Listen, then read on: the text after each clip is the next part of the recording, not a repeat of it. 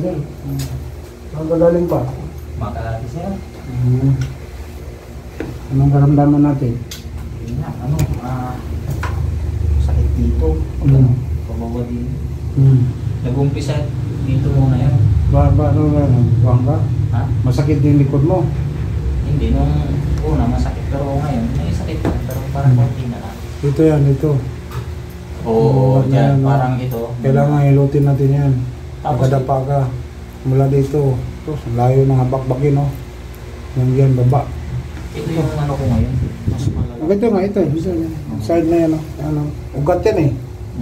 Dito yan, diferensya sa'yo. Mga ugat yan, no? Tinan mo ugat, maliliit, oh. Ang dami pa. Ang dami yan, no? Yan. Ugat. Kaya maghilot ako mula dito. Pag gabi niyo ako makatulog. Binanatan mo na naman yung pare siguro. Ano, hindi naman ako mahilig sa Paris. Yung, ano lang yung pagkain ng madalas mga adobong baboy. Ito ka ng baboy. Oo, yun. Minsan. Nabuhayan ko yun. Bakit? Marunong managalog. Yung silang 5%.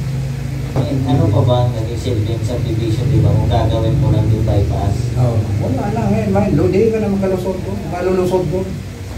Isa-isahin yan. Parking lang yan ka. Pasok ko sa loob.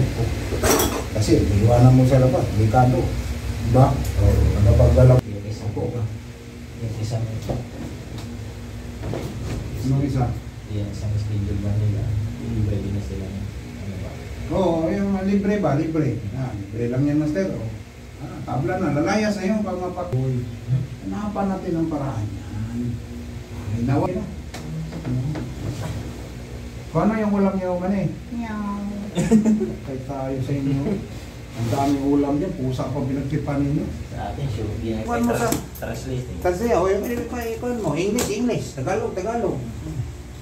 Sana, diba? Diyan na kayo mo check.